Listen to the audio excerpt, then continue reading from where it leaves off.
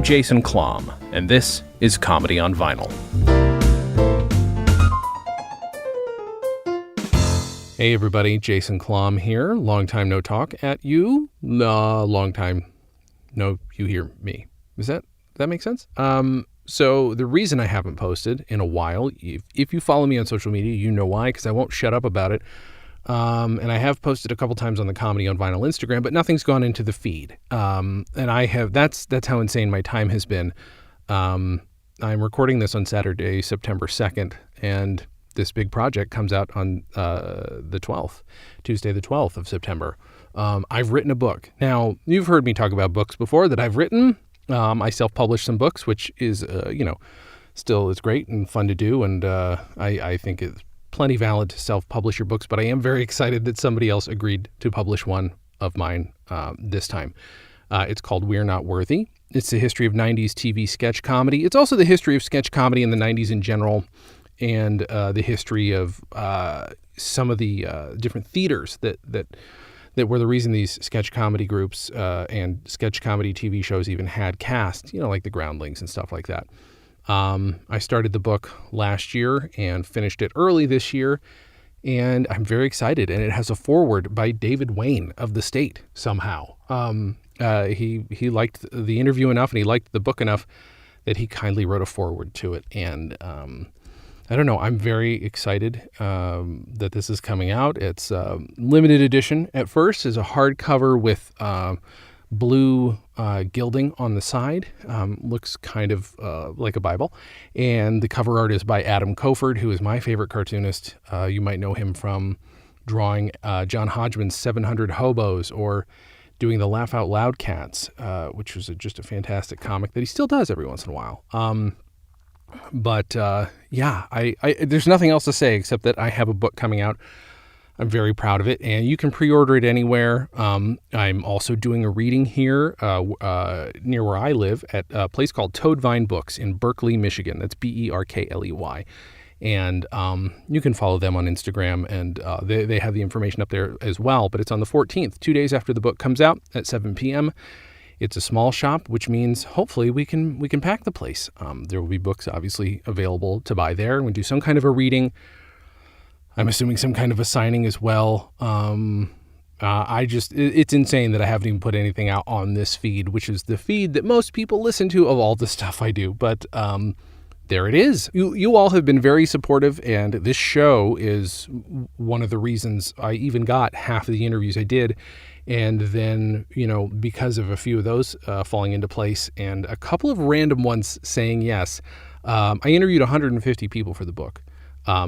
And the one name that I'm pretty sure got everybody interested was Carol Burnett. And I don't know how or why she said yes. I cold emailed her people. I've asked her to be on the podcast before. Podcasts are like, that's a weird thing to do. But a book says something different to certain people. And Carol Burnett said yes. It was a delight. There's more of a story there, which at some point I'll probably talk about somewhere, maybe on my Patreon, maybe here. By the way, at some point I do plan to revisit and do some more episodes here, just nothing regular. Obviously, we still need to do the rest of the history of Fire Sign. That is not over. But the book has taken over everything. It's taken over every minute of my day pretty much, and that includes promoting it after it was done. Proving this, proving that. But yeah, it's a long book. It's about 120,000 words or so. And it's something I can follow up with. I originally actually pitched a book, as you can imagine, based on this podcast. I wanted to do a comedy on vinyl book. Then I pivoted to a history of sketch comedy, which is something I'd still like to do. This book, and I didn't know that they were doing that book, is very specific. 1990s TV sketch comedy. It's the stuff I grew up with. I've probably talked about that stuff on the podcast before. It means a lot to me. It's the reason I got into sketch comedy myself, the reason I started Dan and Jay's Comedy Hour with my buddy Dan Gomiller. And so I just thought it was perfect. And the interviews they're just a blast to do. So anyway, I can't once more say I'm so proud of it. I am very proud of it. I did it. I said it again. It's just a pretty book, and it's very nice to have a hardcover of something in your hands that somebody else wanted to make. And I hope you are able to pre-order it. I hope you enjoy it. It's available. It'll be available soon. You can pre-order it now. Like I said, you can get it in hardcover. You can get it in ebook format. There will be a second edition eventually to fix any errors or add some new interviews, which I've already negotiated to have a few new interviews. I say negotiated. I mean, I asked someone and they said, oh, yeah, that sounds cool. Now that they know that I've written a book that's very positive about their work, which is understandable. Interestingly enough, the other thing that I wanted to talk about, actually I almost forgot to talk about, which is insane, is something called Comedy on Vinyl, History on the Record. Also in Berkeley, Michigan, at the Berkeley Public Library for the month of September. It just worked out that way. That would be the same month as when my book comes out. I have a display at the library. It's like a 10 by 6 foot display. A selection of comedy album covers of mine, but it's also with little museum placards next to them to give people a rough idea of the history in like 4 lines. It's insane. There's not a lot of room. You want stuff to be readable, but it's got a lot of my records to tell the history of recorded comedy, recorded audio comedy, and there's also ephemera.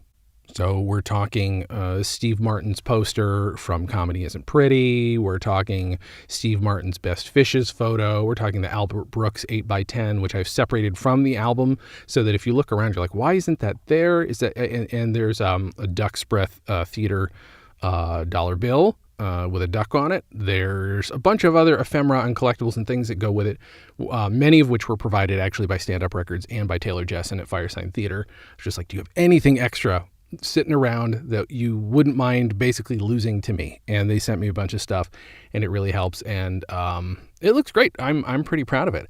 I'm very proud of it. I'm going to keep saying I'm proud of stuff. But yeah, so you can check that out. It's at Berkeley Public Library here in Berkeley, Michigan. It's a suburb of Detroit. So if you live in the area, come check it out. I don't imagine you're going to be taking an airplane to come out to see it. But if you do, come out at the same time you can come and see me do a reading at Toadvine Books. So thank you very much for listening to this, for your patience, for me not releasing other episodes, which, it's been a while. It would be nice to have, even one a year would be cool. I am going to release an unboxing. I got the 3 Richard Pryor re-releases from Stand Up Records. 2 of them have been on vinyl before. One of them has never been on vinyl. It actually, I think, was only released a couple of years ago for the first time. And Dan Schlissel at Stand Up Records made it happen so that is on vinyl. I will have an update for you when this happens, but the Dick Davey record is happening. And I've had some people continue to contact me throughout the years since I announced that, just every once in a while sending me new press clippings and stuff. It's all new.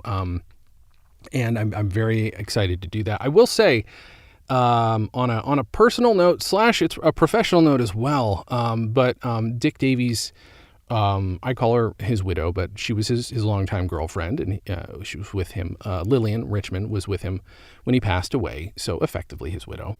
We got word a little while ago that Lillian had passed, which is very sad, and she helped so much, as did Sharon Hoffman, Richard Dick Davey's niece. And long story short, if you're in New York City and you knew Lillian or knew someone who knew Lillian, I would love to get in contact with her family. I'd love to speak with her family, see what they knew about Dick Davey, and also I would love to know where the archive has gone since then. So if I'm honest, that's also a big part of it. Would love to know where the archive is, his scrapbook and things, which I have since been fortunate enough to see in forms of photos. Lillian sent me photos. She sent me a piece from the scrapbook, but I don't know that there's much else happening in Comedy on Vinyl land at the moment. I am still pitching the book around.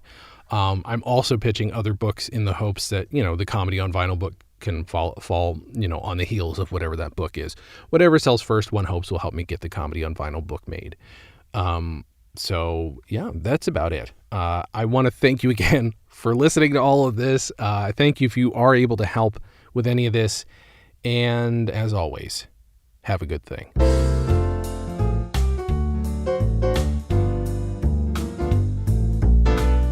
Comedy on Vinyl is a production of StolenDress Entertainment. It is produced by Mike Worden and is hosted and edited by Jason Klom. Our theme song was composed and performed by Richard Levinson. You can email us at podcast@comedyonvinyl.com. You can also send snail mail to P.O. Box 725165, Berkeley, Michigan 48072. Subscribe to Comedy on Vinyl on Apple Podcasts, Google Podcasts, and anywhere else you can find podcasts. Give us a 5-star rating and write us a review. It helps. You can find us on Facebook, Twitter, and Instagram at Comedy on Vinyl, or find everything in one place at comedyonvinyl.com. A major portion of Comedy on Vinyl has been underwritten by Stand Up Records. Please visit standuprecords.com for all your comedy needs and tune in to the new Stand Up Records channel available on the Roku, where you can also find select episodes of this podcast. Visit StolenDress.com to listen to our other podcasts, watch videos, and imbibe freely of our multimedia content going back 15 plus years.